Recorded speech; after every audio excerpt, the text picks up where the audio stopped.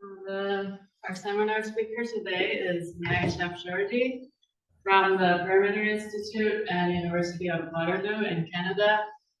Niayesh has worked on several different topics in several different fields, including cosmology, astrophysics, and quantum gravity. Some of you might already be familiar with some of his work if you came to the very nice public talk he gave yesterday evening. I also had the privilege of having him as one of my PhD supervisors.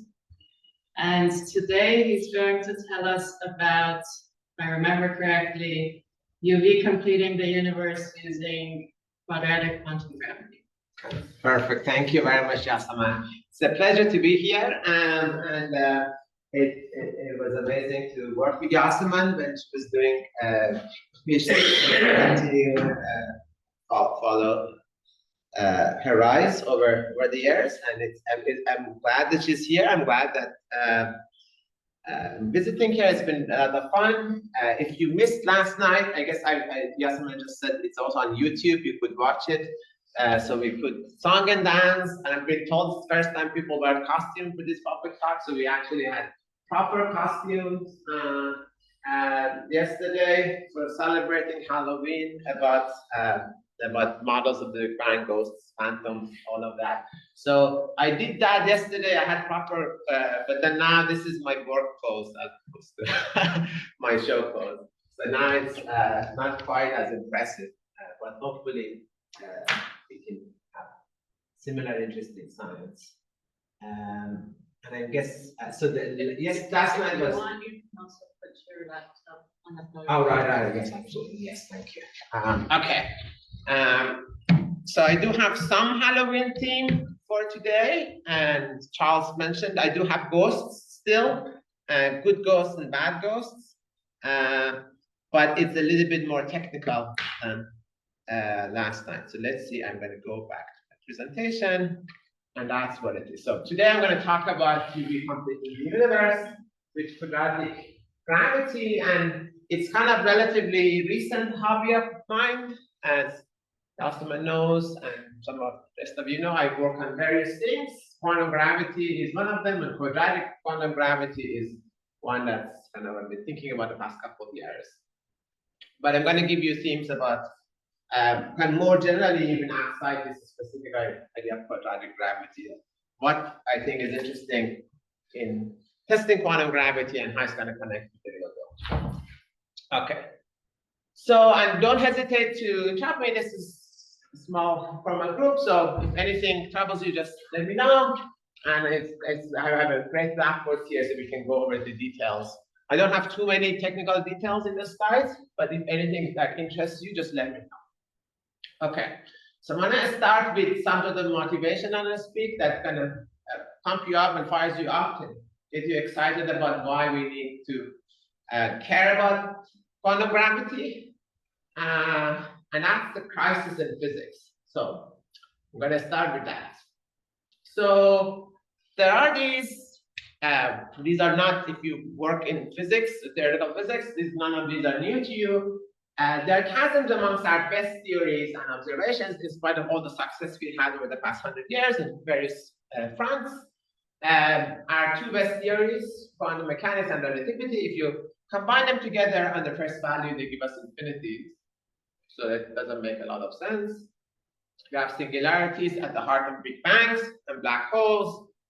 We have information that's lost in evaporation of black holes. Incidentally, this is the 50th anniversary of Hawking's black hole information paradox. And with some colleagues, we are organizing a program in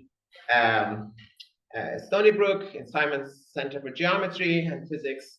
I'm organizing that right now, but I mean, things are going to ramp up next week, and there will be a workshop in a couple of weeks. So all of these talks are actually live streamed and recorded. So if you're interested to learn more about what's happening with information paradox, you should go to their website, Simon Center for Geometry. And we have lots of recordings, and there will be many more in the next couple of weeks. That's where I'm heading next week. But that's an issue. So what's happening when black holes evaporate? That's And then another issue is this dark energy thing that we discovered is at least 60 orders of magnitude smaller than what quantum vacuum of particle physics predicts. And there is also this lingering question. We've been talking about it over lunch with Benjamin Charles, and the awesome man is the Stelle model, technically natural. And of course, that's inspired lots of studies and inquiries in particle physics and beyond the Stelle model physics. So these are chasms that we are dealing with. And there is a, it's not that people haven't attempted to address these chasms, it's just that there are many attempts and there is really no good way to test them, at least our attempts to solve these issues. So here are some of the examples of things is the crisis. But the crisis has to do with connecting theories with observations. There's a crisis of falsifiability. So if you take a string theory, which is the most popular approach, there are 10 to the 500 or more macro in string theory. Some say there are infinitely many of those, and they're basically there's not a single string theory, there are many of them. I mean, there's no good way of deciding which one of these you have to sit in. There's no signature for supersymmetry, anti-de-Sitter space, or extra dimension that are all requirements or predictions of the string theory. There is no concrete testable prediction from any quantum theory of gravity, including, well, not just string theory. I mean, there are others like, people here work on, like Yasman that have worked on causal sets. That's another approach. This could be very promising. But so far, there is no concrete testable prediction. There are ideas that inspired by these proposals, but none of them are very concrete that have been tested, or at least they haven't been developed enough. Inflation, on the other hand, is a leading theory for Big Bang, but can fit any data. So any data, doesn't matter tomorrow or next year what cosmologists observe, there's always an inflation model that can fit it, I guarantee it for you. There are probably 100 of them. And that's an issue that most cosmologists don't want to recognize, but I think it's a problem. And this is kind of something that does keep me up at night, that at what point can we tell that theoretical physics would turn into religious dogma? And I mean, when can we decide that what we're doing is physics? And when can we say that it's not physics and it's religion? I think it seems like a dismissive question, but I think it's the question that the more you think about it, the more it makes sense. It's a question that must have a good answer. Now, if these questions interest you, oh yeah, actually this is actually, there's a crisis in physics. I put a picture of an example of a physicist there. So, so there are physicists who are sitting in the middle, and this is kind of a broader picture that on the one hand, there's all these issues that I'm telling you about, that we want to have good theories, well-motivated theories that connect to the nature. But that's only one side of the problem. And the other side of the problem is the society, which is sitting on this other side. And so that there are basically two types of chasms that we have to worry about. And these two chasms, we cannot just address one without the other. How our theories, our ideas connect to nature, but also how do they connect to society? And if we cannot address both of these at the same time, we are in trouble. And that is something that I think, it's not that I know we have a solution or have a solution for it, but I think it's something that we have to think about. Okay, if you do care about these problems, we have a book, the book author, Phil Halper, we saw his picture, and there was a talk, of course, yesterday about it, but if you want to learn more about it, you could find it in all good booksellers. Okay, but let's move on. So with that introduction, that hopefully convinces you why there are issues and there are problems that need addressing, let's get into some very specific idea, which, I mean, at the end, you can keep talking about big ideas, but you have to kind of at some point sit down and do calculations. And for that, you need a specific assumptions, and you need to make specific predictions. So where we have to start from for this talk, for the next 50 minutes, I'm going to talk about this particular idea. And I call it Stelle gravity. Others call it quadratic gravity or quantum quadratic gravity. I think that the reason, first I gave this talk a couple of months ago in Imperial College, and Kelly Stelle was in the audience, so I call it Stelle gravity because so it would be happy. Incidentally, Kelly Stelle, he's American, but at this point he was in Brandeis, but he's a professor at Imperial College, London.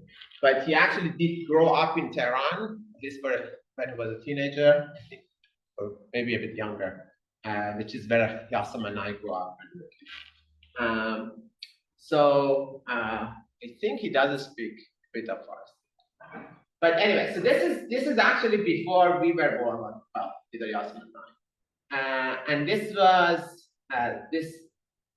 it's not a very well recognized. I mean, it's well cited, but it's not very well recognized. So if you think about like famous quantum theories of gravity, this is not one that usually comes about because even not Stelle himself works on it anymore. But he had this very significant result that he proved that this very simple action is renormalizable. So this is basically Einstein hypergravity plus this quadratic. And he showed that basically this plus other renormalizable matter fields like Yang and few carbon fermions, this can fit all the bills basically for UV complete theory of gravity. And there has been more work since then that kind of reaffirms that result that basically you could kill, all the divergences can be captured by renormalizing a finite number of coupling constants, basically the technical definition of renormalizability. There is an issue though, and that has to do with the ghosts. And that's what makes it different from a standard model, because this theory, in fact, there are degrees of freedom that have negative energy. But depending on how you think about it, it could be negative norm or negative energy. And those are usually not considered healthy in quantum physics. So basically, there are terms, there are particles with positive energy, and there are particles with negative energy. So usually people think that leads to instability, but there has been a lot of at least attempts to dismiss this as a worry, and this goes back many decades, even back to the 70s. Now, whether those are convincing or not, I mean, I'm not exactly an expert, but I mean, some of them have to do with changing the way quantum mechanics work. Others try to introduce negative normal states into quantum mechanics. But this attempt has been going back for decades. I mean, because this renormalizability is just too tempting to ignore.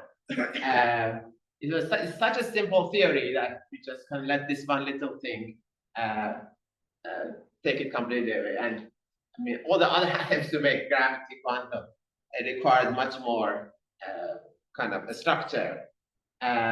So this goes, yes, go ahead. When you say negative norm, do you mean negative norm squared or negative norm? Negative norm squared. Yeah, negative norm. Which is weird, but I mean that's one number. Yeah, unless people say negative norm, they should be negative norm squared.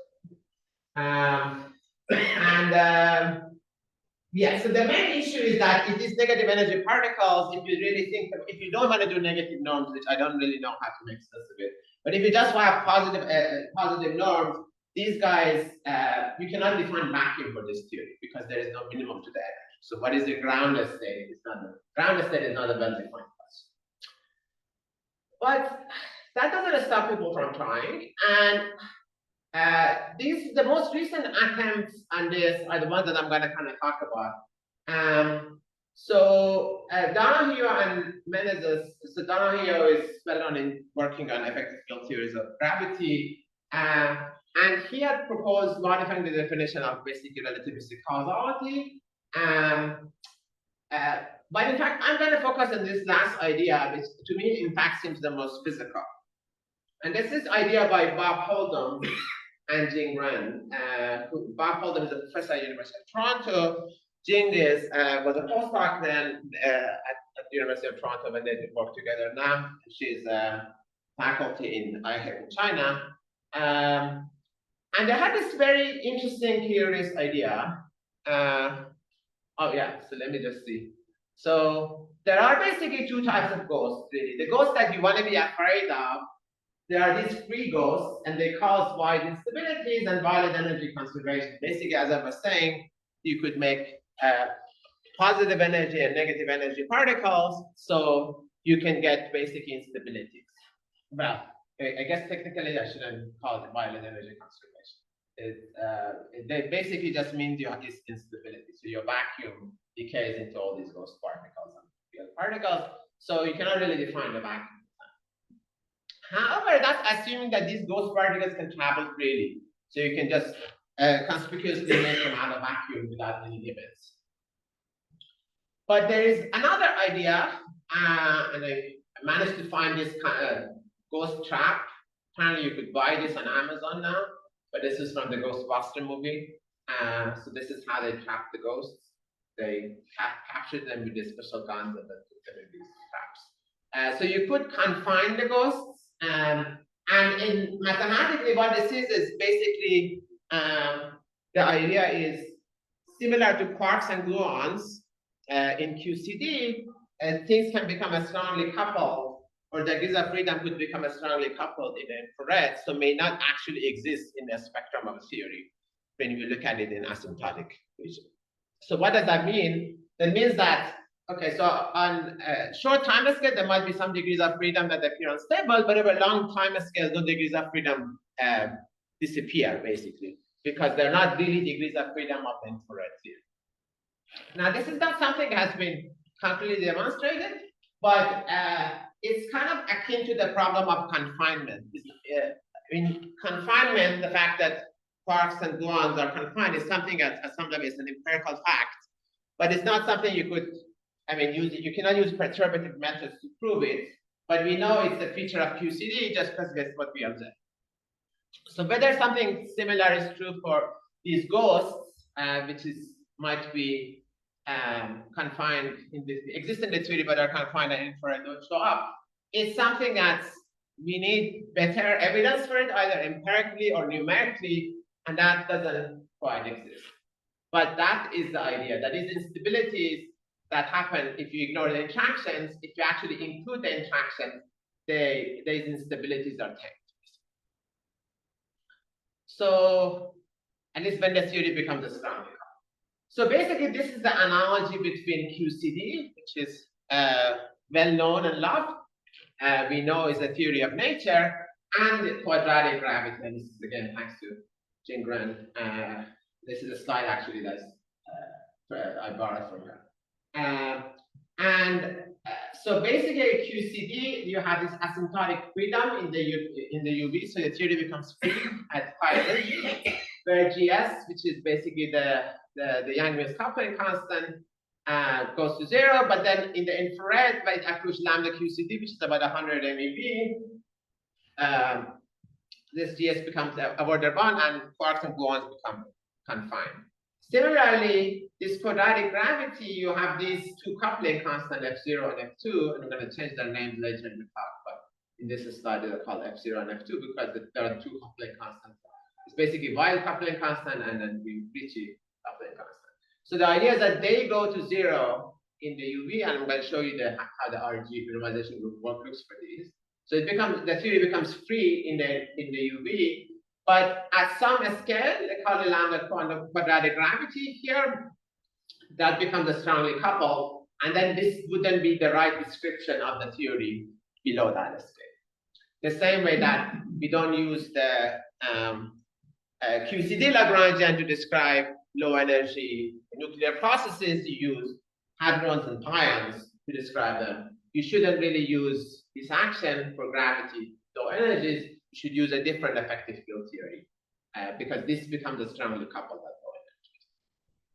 So, for example, the perturbative transverse gluon is removed from the physical spectrum. So gluons are confined. We don't see gluons traveling.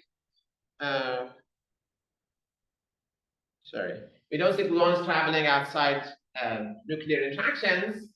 The same idea here is that the ghosts that could lead to instabilities are not really part of the spectrum because they are only part of the free theory, but the theory is not really free.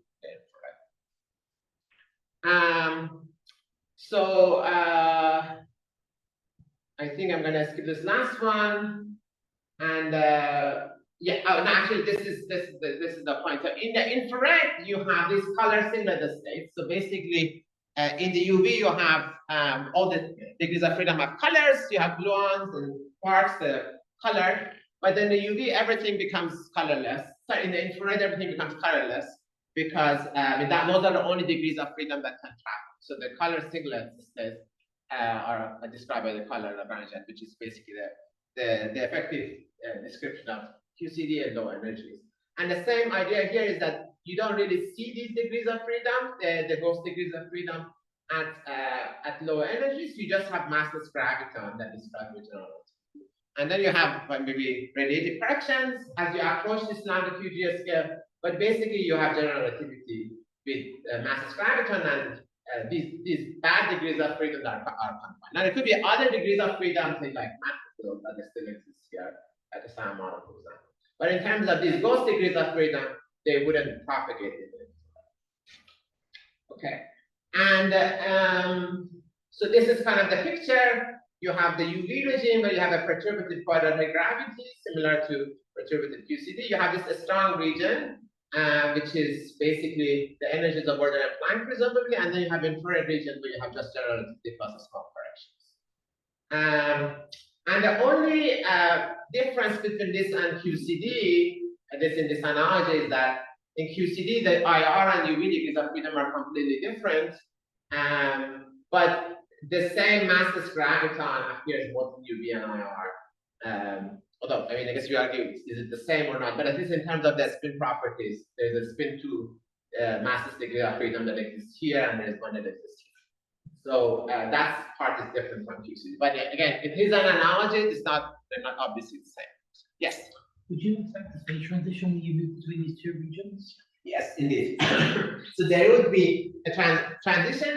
So for QCD, this would be confinement deconfinement transition. For example, you have, if you look at the early universe, or we have these hadron colliders, there is, say, for Stony Brook, where I'm going next week, when you reach energies or temperatures above 100 MeV, you have quarks and gluons that you have basically have a quark gluon plasma, and below that, you don't have quark gluons, you have basically. So indeed, there is a phase transition that, in fact, for the QCD community, they argue whether it's the phase first order or second order phase transition, and depending on where in your phase space you are, it could be first order, second order, or no phase transition. In fact, it could be actually, but it's crossover, I think.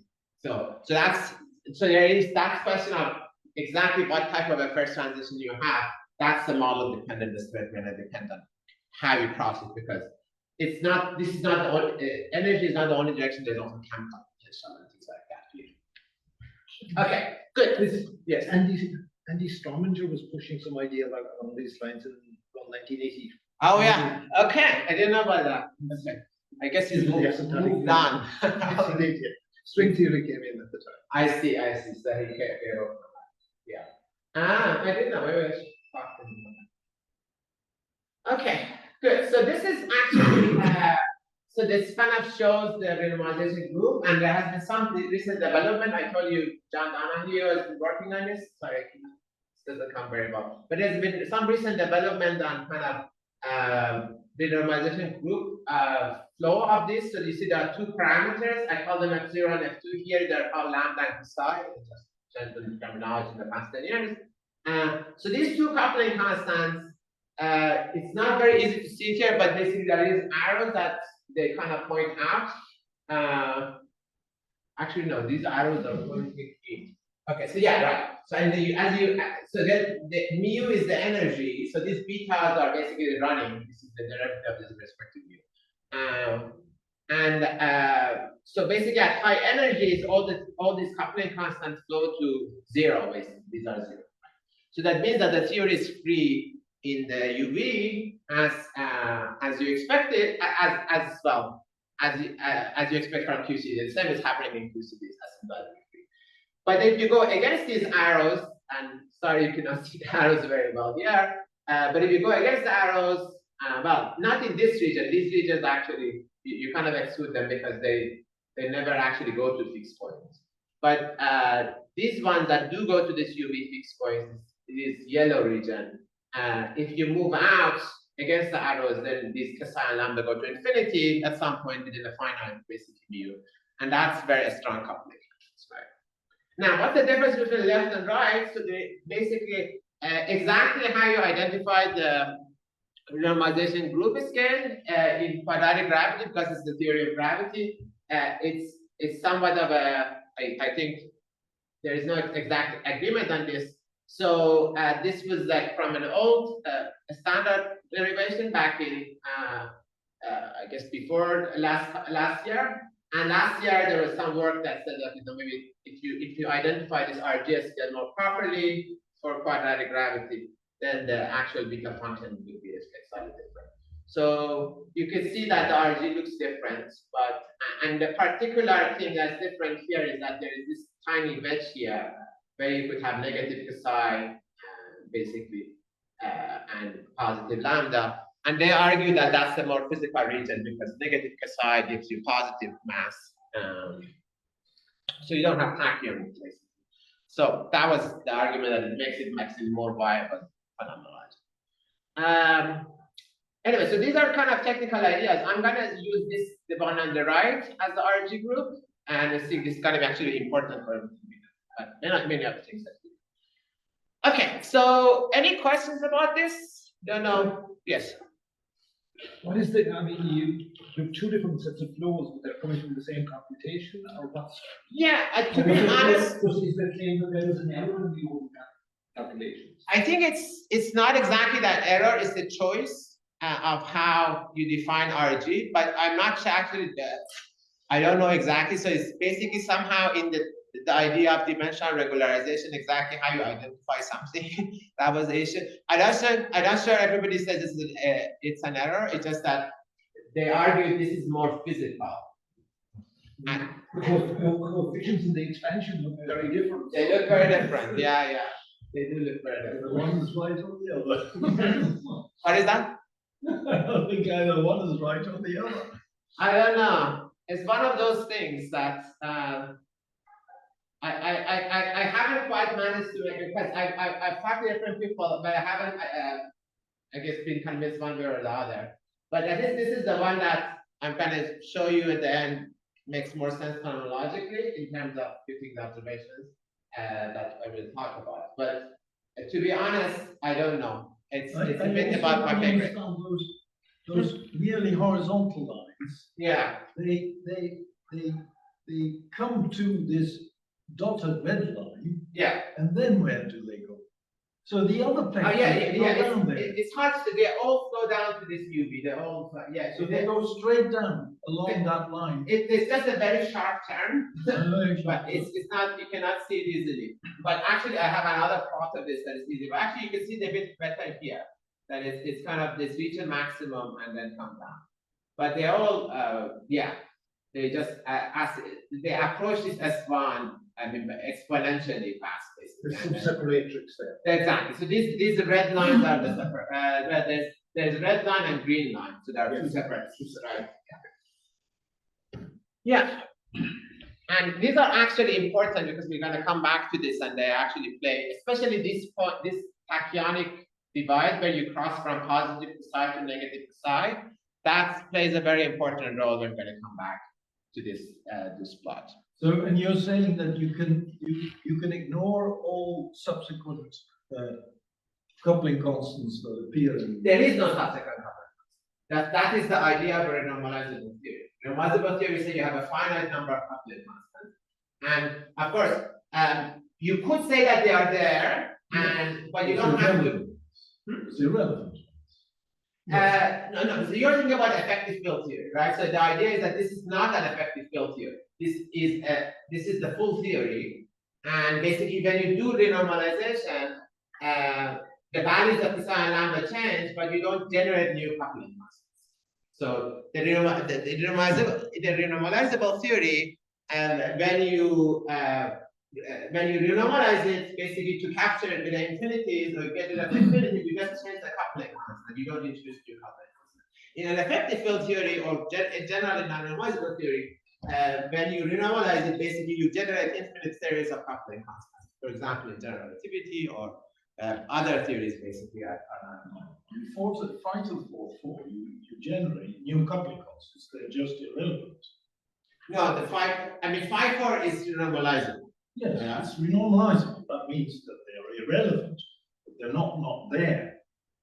Well, I argue that if you the other ones you don't generate them, you basically you have a theory with in phi 4 you have basically lambda, which is the self-coupling of phi, and then you try to do a calculation and then you get some infinities. The question is what are you going to do with those infinities? And as far as I understand, and this is my record, I have done it 20 years ago. So those infinities by renormalizing lambda and mass, which are the two coupling constants, that captures basically, that gets rid of all those infinities. You don't have to add additional coupling constants. The discussion, I think, is because there's two different notions of renormalization. Okay. There's a Wilsonian one, which John Yeah. is thinking of, where it's they have a lot of block spinning, whereas this is a reparameterization in the space of couplings that eliminates infinities. So yes. Yeah, but and maybe there are different ways of defining it. Yeah, But this is fine. But you could also say that if there are other ones, but then if you let the cutoff go to infinity. It's if you computed Yeah. an effective action for this, Right. there would be all the new couplings would be generated in an effective action. Yeah. This is meant to be your Mm-hmm. primordial action, your microscopic. Yeah, so the idea that this is like in QED or in Young-Mills, this is all there is, there are no other ones. I mean, if you want, you can add other ones, but there's no need to add other ones, right? So that's, anyway, so that's the picture. So let's actually move on. So I'm gonna kind of switch gear for the next, what is it, next 10 minutes to black holes, and then gonna come back to that normalization. So, so why are black holes important for this story? Because you remember I was talking about the stuff happening in the UV here, right? Here, sorry, not here. This is all Planck scale stuff. So black holes are big. As long as you're sitting outside of black holes, you would think, okay, you won't see all of these because the curvature is very low. But if you've been following the developments for the past 50 years, in fact, as I mentioned, this black hole information paradox suggests that there's stuff that's happening even at the horizon. You don't have to go all the way to singularity to see quantum gravity effects. And basically, preservation of information suggests that something should break down at the horizon. So they proved, in particular, this gentleman, as well as Samir Mathur, who's co-organizing this program with me in Simon Center. They argue that Hawking evaporation and classical horizons cannot be consistent. So quantum gravity effects should be already present at the horizons of black holes. These big images of the black holes we see in, let's say, captured by Event Horizon Telescope, where they see physics near the horizon. There should be quantum effects already there.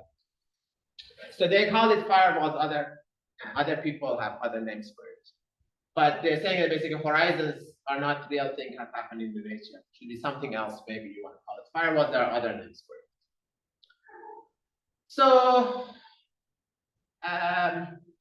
as a warm-up, we actually, a few years ago, we looked at asymptotic safety as a proposal for quantum gravity.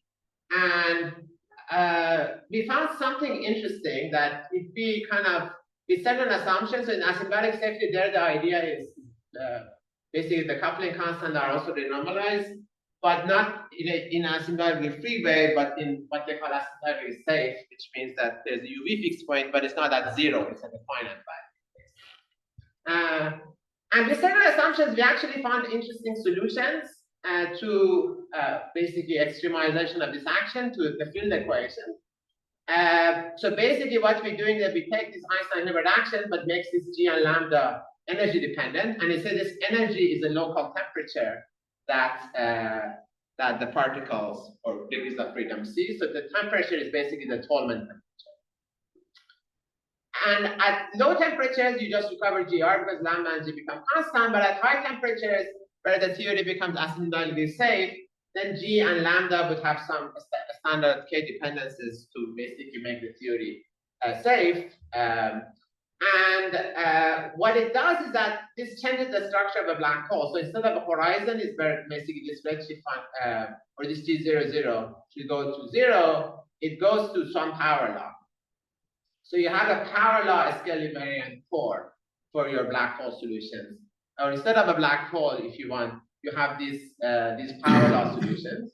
And this becomes deeper and deeper at higher and higher masses. So for a very big black hole, this kind of G00 becomes very, very small, and then you reach the power law. But the point is that basically there is no horizon anymore because this G00 never actually goes to 0, but rather goes to a power law. And this power law was kind of universal, which is kind of interesting. There's some fractional power. So what we did was, I mean, the problem with this is this was kind of ad hoc. This asymptotic safety is always a problem with it, which is, I mean, in fact, the problem is exactly what you were mentioning before. These are not there are infinitely many terms here that you have to write down, and you never can write down infinitely many terms. So people always kind of stop at some point, but indeed, you cannot stop at some point. But in reality, if you want to do it in a theory where you can keep track of all the coupling constants, you could look at quadratic gravity. And if you take it as a renormalizable theory, then there are a finite number of coupling constants. So here I use even different notation, but I'm not going to use this omega and sigma anymore. So there are just some constants here. And actually for this problem, I'm going to ignore the running.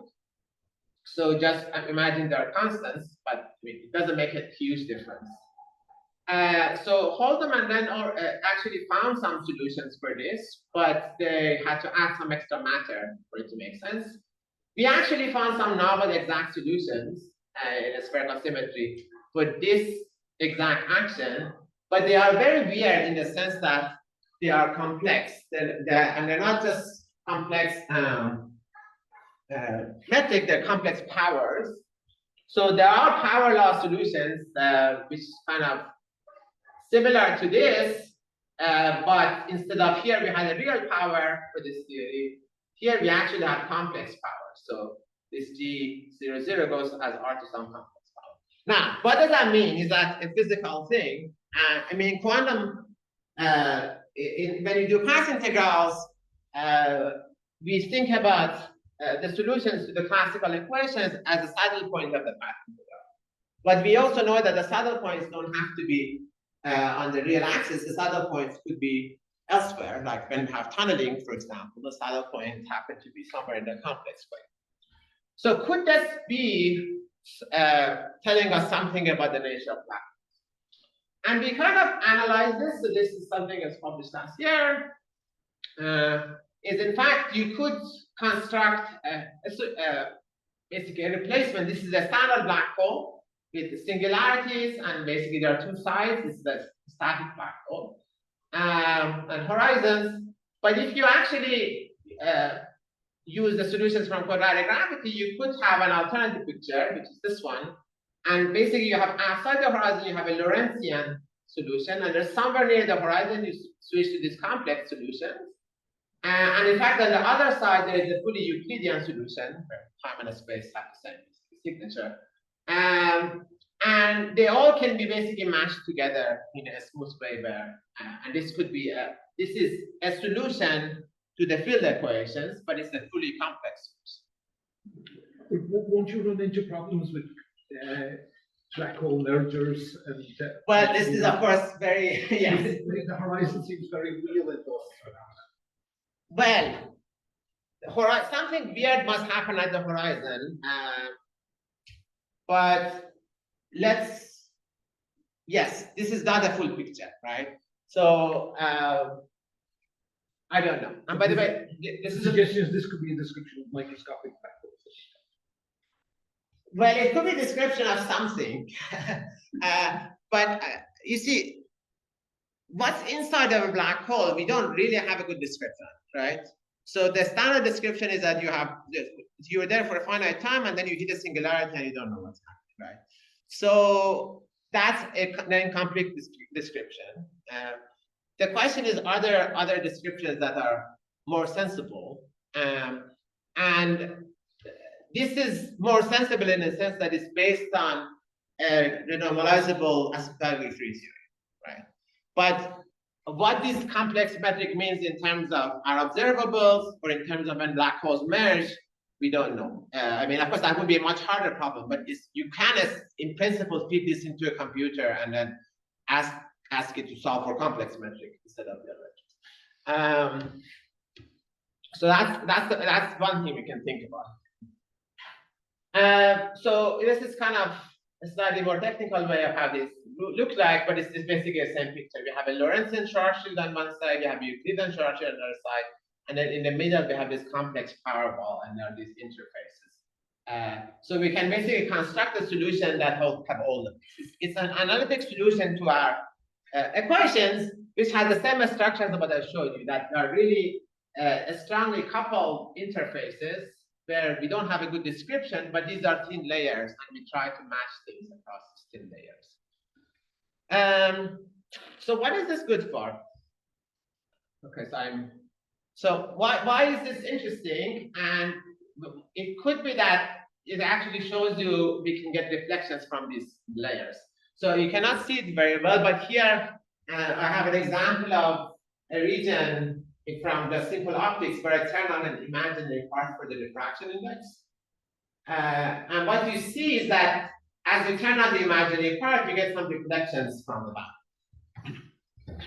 So that's basically the idea, is that maybe that could lead to echoes or reflections from these membranes, which are replacing the horizons. And this is something that I've looked for. In the view of time, I think I'm not going to say much about it, but I'm just going to say, let's see. So you can think of these echoes as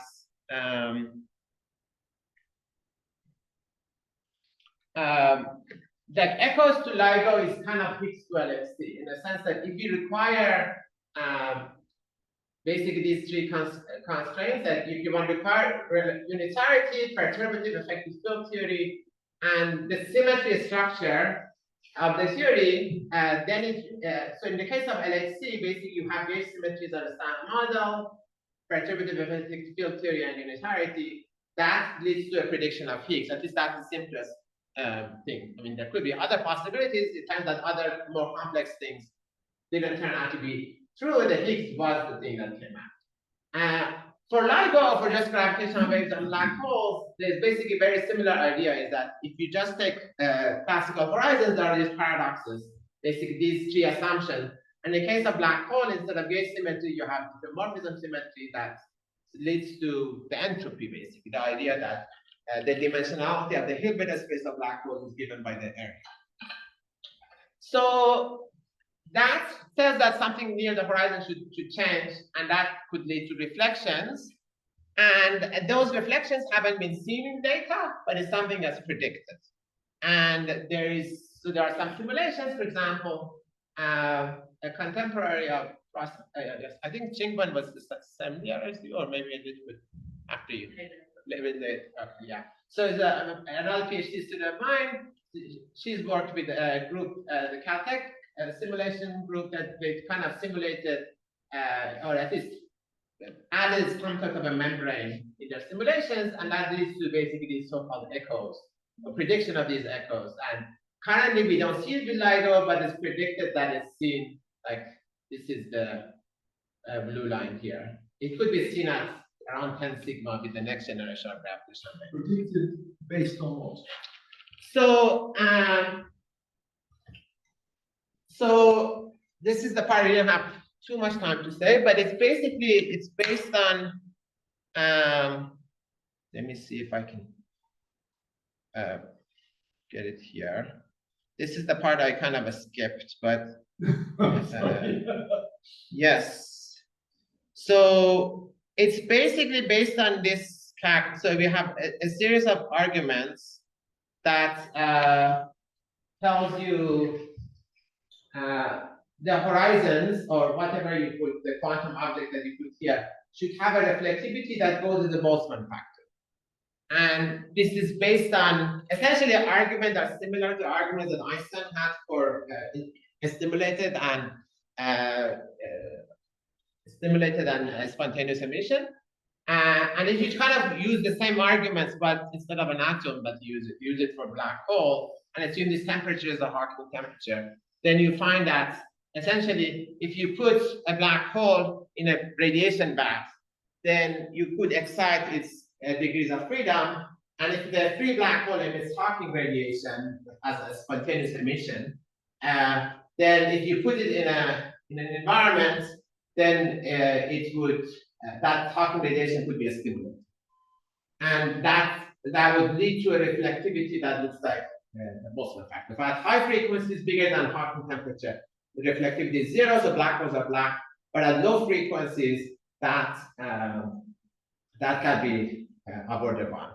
And that basically builds this into the numerical simulation. And it's numerical simulation of what theory? It's GR, but then you have a basically near a membrane, near the horizon. You have some sort of you add an extra dissipation term that leads to this.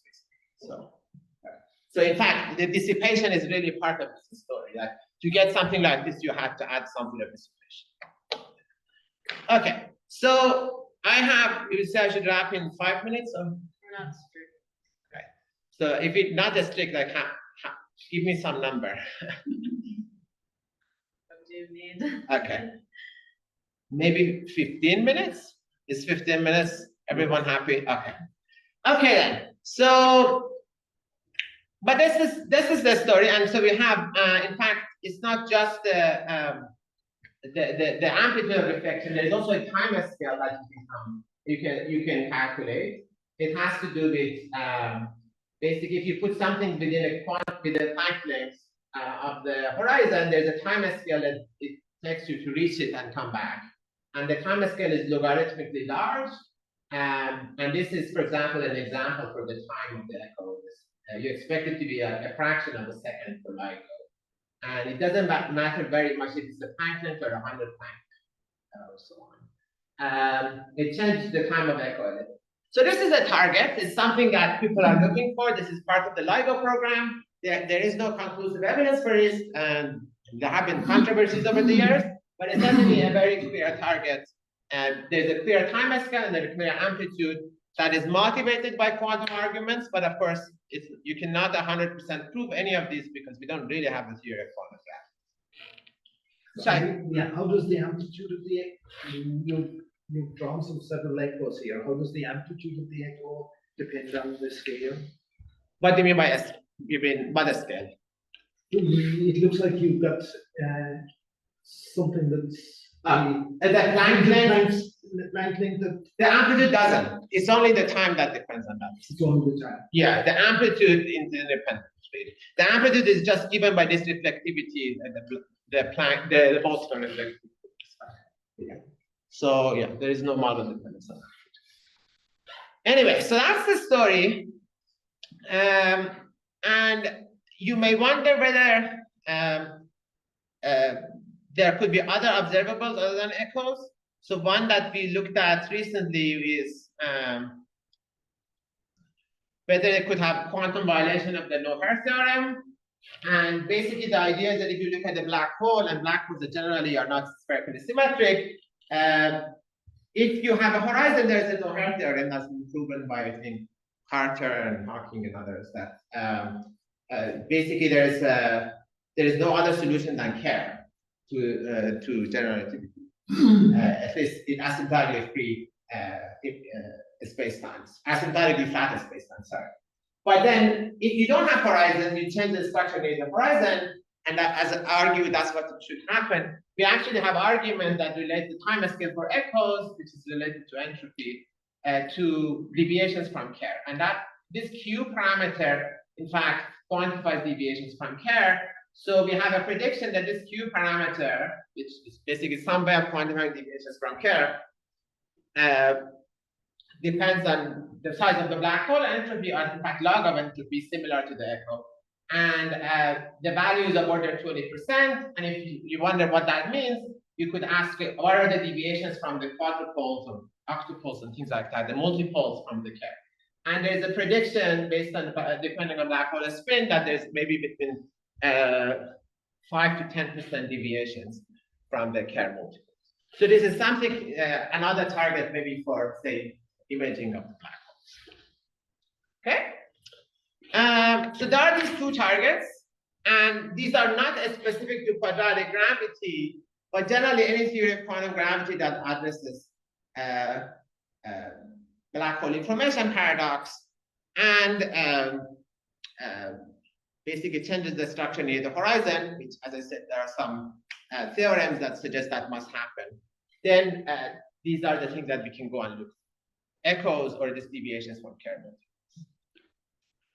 Okay, so let me switch for the last time, switch gear and go to come back to my renormalization group. And this is something that just hot off the press. It just came out on Tuesday, so a couple of days ago on arXiv. And again, this is with this action of quadratic gravity, and again ignoring the Einstein-Hilbert term as I was arguing before. So here we are saying that, in fact, this renormalization group flow that I was showing you is actually the history of the universe. So what's happening here? So the idea here is that, remember, you have this psi lambda, that's a flow going from infrared to UV. So you could imagine our universe starting somewhere here in the UV and then flowing to the infrared. You have start from a small universe early on, and as it expands, becomes more and more infrared. So, and these are the equations that I showed you before. There's a slight modification here that I added the n because you imagine there are additional matter fields that actually modifies this. That could basically increases the running of this lambda parameter. So it's the same thing as before, but it is this extra term here because of additional matter fields. I can vector the scalar difference. And these have been calculated by other groups. So you could imagine then universe is starting from the top here. So why is this kind of a nice place to start? So this place is a place where psi is at the maximum. So if you imagine a homogeneous universe, this action, this C for it vanishes. And this integral of r squared is also becomes a constant just dimensionally. You imagine, say, the Sitter space. So the only thing here that depends on the size of the sphere is the psi. So if you're at this maximum, then the derivative of the psi is also constant. So you could basically have a Euclidean, spherical Euclidean instanton up here. And that's how basically Hawking started at the universe. It's a sphere. So a sphere is a solution to this at this point, and then because it's the maximum, you could actually match it to a Lorentzian solution. So both the Sitter, Lorentzian de Sitter, and the Euclidean de Sitter solutions here, and you can match it to each other.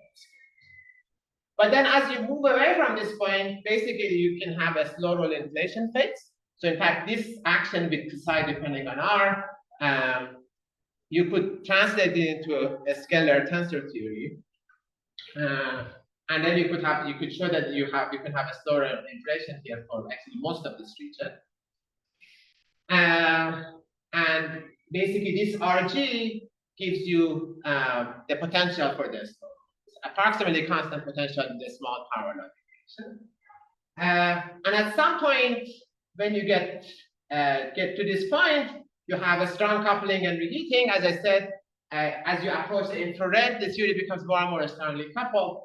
Now the value of lambda becomes very small here, but it turns out if you have many matter fields, even at the small values of lambda, you can have a strong coupling. And eventually, after a strong coupling, somewhere outside off of this scale, you would have GR and Big Bang standard. So this is the picture. So this RG flow that I showed you could be the history of our universe. Of course, not all of them, but one of these trajectories could be how our universe evolved. You start from UV somewhere up here, and you flow down to the infrared, and you have an inflationary phase, and then inflation ends at some point, and then somewhere else outside you have the standard radiation. So this is the picture of how Hubble and Hubble stars look like. So basically, you could solve Friedman equation, and derive and solve Friedman equation, and then you have an inflation phase, and there's this fixed point here where this is the same. This is the tachyonic divide at this point. Sorry. You cross the tachyonic divide. Crossing tachyonic divide basically helps you end inflation, and at some point after inflation ends, then you need to have reheating, and then that part we cannot really compute with that theory. So these are the predictions. So this is the tensor to scalar ratio versus NS, which is the deviation from a scale invariance. So this is, by the way, how the psi depends on a scale in our theory. So mu would be curvature in our case, and there are basically two coupling constants. There is lambda naught, which is basically this parameter, the lambda where you cross psi equals 0, and then we call it lambda tuft, but it's basically related to the number of fields. So if this lambda tuft and lambda naught would be the same thing if the number of fields was 1. But if you have many fields, this lambda tuft would be much bigger. So that's basically the coupling strength of the theory. So lambda tuft is proportional. So we have some predictions for the deviation for a scale invariance and for gravitational waves. So the Stravinsky model, which is this model of inflation, in fact, the first model of inflation that was proposed by Alexei Stravinsky, that's now kind of disfavored by current experimental constraints. It's been favored for a long time, but nowadays have moved. However, our model, the one that comes from these equations, quantum quadratic gravity, could be any of these lines. If you add no matter field, it actually produces too much gravitational wave, so this is ruled out by data. But if you have around 10 to the 6 matter fields, so basically the number of fields that you have is around 10 to the 6, then it becomes consistent. In fact, you cannot go below that because it becomes a strongly coupled. So there is basically a finite range that is predicted. So this beyond this becomes a strongly coupled, so you can adjust. And these are kind of the constraints in this lambda tuft, and I was confused by your flow equations. The flow equation, the previous one. This one. The number of matter fields appears to only enter the coupling of C squared. Yes. It doesn't couple. That seems very surprising to me that it doesn't. The reason is this is I conformal remember using matter. these ones. Sorry? It's conformal matter, but I mean this is Even still, there should be an R squared coupling. They should induce an R squared. I think there is probably a good reason, but I think this is. I cannot remember if I can. Yeah. There is no. What does it mean that lambda tends to 0? Because that means that the coupling goes to infinity. No. Lambda going to 0 means 0 coupling. Why do you say? No, because it's one over lambda. It's 1 over lambda. You've got 1 over lambda in front of it there. So. Oh, sorry. Which one over? I don't have 1 over lambda. This one you mean? Yeah. Oh, yeah. But I mean, this is true with Yang mills as well. I mean, the reason is that this is not a coupling, right? This is both the kinetic term and the coupling terms are inside that, right? So if you kind of perturbatively expand this in terms of quadratic and cubic and quadratic terms, and then canonically normalize the quadratic term so that there is no coupling in the kinetic term, then this goes into the denominator. But I mean, this is how Yang-Mills also looks like. If you write Yang-Mills theory, the QCD, for example, you have like Fs squared divided by G, right? So really, psi and lambda going to, it looks like this go to infinity, but in fact, psi and lambda going to 0 means this big because the interaction terms become much smaller than, I mean, it's actually, I need to write it down. So basically what it is say you have C squared over lambda, right? So this becomes, if you say basically C is like V squared H, right? So this is so the first term is this.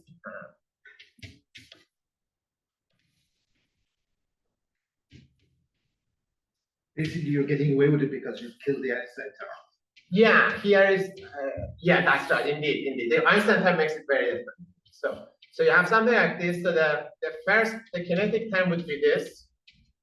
And the first interaction term in this case would be something like h, if I'm doing this right, it's a square, I think. And then you have lambda here and lambda here. But the main thing is that then you define this h hat, which is h over, say, a square root of lambda. So this becomes d squared of h hat squared plus a square root of lambda h hat. Yes. Right? Sorry, this is wrong. So even though it looks like in the denominator, when actually you get perturbative expansion, in the coupling term, in the cubic term, it actually goes to the numerator. In that sense, so lambda going to 0 is in fact a free theory. Okay. So sorry I went over time, but basically this is the story that so we have this model that could be consistent with data, and there is basically a prediction that there is a minimum to tensor to a scalar ratio which is 0.01. So if the experiments become like 2 or 3 times more sensitive, they're actually going to solve this.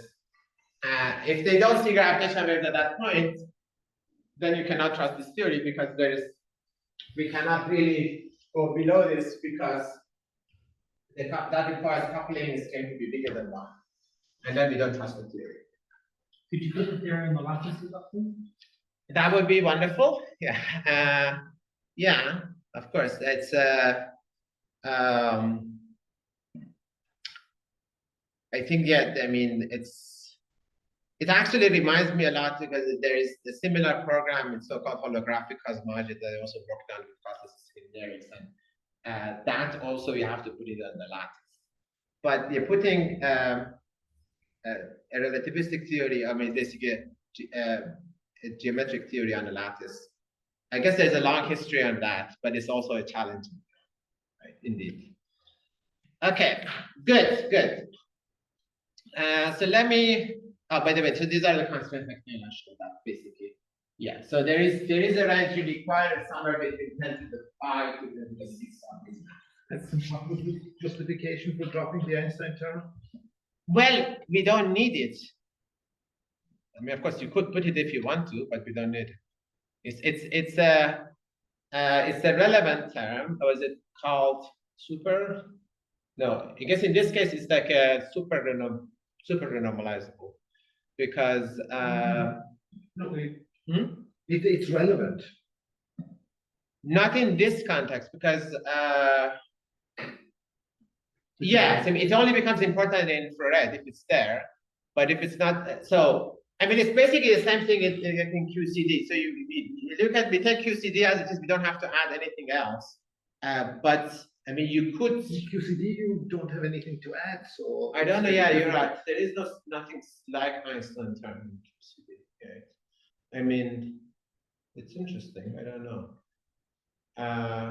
But you see that there's a scale there which you have set by hand. So I mean, the RG doesn't produce it. I mean, at least, yeah, that's the point, right? I mean, you do put it below the, I mean, when you have an effective field theory below the cutoff, then you have to add every term and the lowest order term size. But above the cutoff, the RG doesn't produce it, so we don't have to add it. But it's a good point that should it be there. I think basically the point is that if it's there, it doesn't matter until you get very close to it, and then of course it dominates. And yeah, so the real question is that, do you have to worry first about the strong coupling or about the Einstein vector? And then we assume that you first worry about the strong coupling. Okay, so that's it. This is my conclusion. So if you want to remember something from this talk, I think it's what that black holes and Big Bang directly drove the quantum aspects of gravity. So if you are interested in quantum gravity and you are interested in connecting with nature or even with society, and you want to look at Big Bang or black holes, because apparently both nature and society care a lot about both of them. Stellar gravity is the specific thing we talked about. It's a 4D example of UV complete gravity theory. Of course, there are others that maybe causal sets would be the thing we should be working on, and of course, some of you do work on it, and I did work on it. But of course, they all have their own challenges. In the case of stellar gravity, the challenge is ghosts, but there may be a way around it. As I said, this confinement could be the way that it works. And then basically there are two specific things that I think the cores of black holes could be very different. They could be complex scale invariant cores of black holes, but we call them complex power balls, by the way. What that means, I don't know, but it's something I think that's an interesting curiosity, and there could be observable consequences. And also, RG law of quantum gravity could lead to inflation and reheating, but you need around 10 to the 6 matter to make it work. So, yeah, so you could have gravitational wave echoes. So, in some sense, there's a common theme between these, because gravitational waves, in the case of inflation, they could tell us about the big nature of quantum Big Bang, and about the case of gravitational wave echoes, they could tell us about the nature of quantum black holes. Thank you.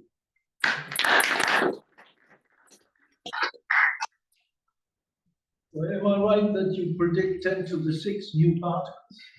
Yeah, yes. There could be, I don't know if all of them. Yes, that's right.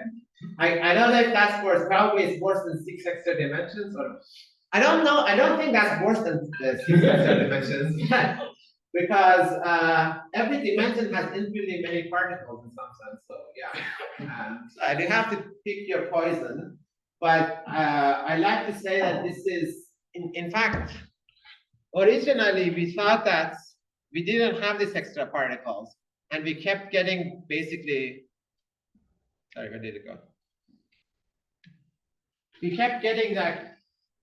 We kept getting here basically. We had too much tensor modes, and said, okay, maybe you remember Bicep at some point detected these tensor modes.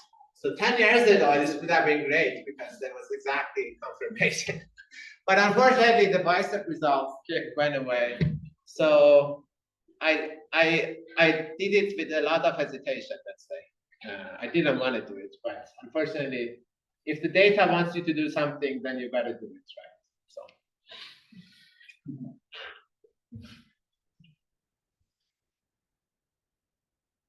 Okay. Everyone's happy? And these were 2-loop computations, were they? These are 1-loop computations. Yeah, I actually asked Roberto Procaci, who is one of the people who's been very active in this, and one of the people on that new RG. I said, has anyone done 2-loop calculation for quadratic gravity? Apparently no one has done it, so he would know. So, but I don't know, maybe this gives motivation to actually do it. Yeah, I mean, it actually could be that in this regime where and the number of fields is large, it would be an easier calculation.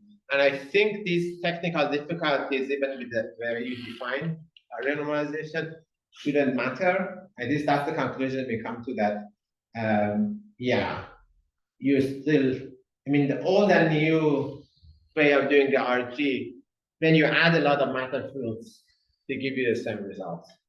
Yeah.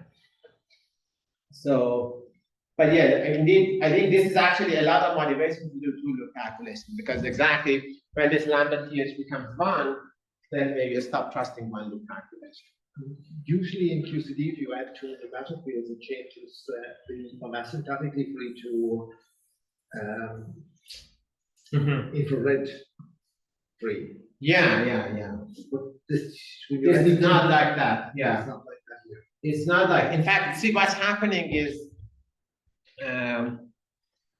the UV structure doesn't change a lot. I have a plot of this. So, well, actually, I don't have them head to head, but basically what happens is this turn was very sharp. In fact, as you were saying, that you cannot really see where it goes from up to down. And this slope, basically the relative slope changes as you add magnitudes. So I think, I can't remember, is it too sharp or not sharp enough, but basically, in order to fit the observations, we needed to change this slope. And the structure here is always the same, but the question is like how fast does this current happen? And that affects things here, but doesn't affect things here. So yeah, that was. But indeed, you're right, and it's a bit more complicated because they're two-dimensional. In QCD, there's just one coupling constant. Here are two coupling constants.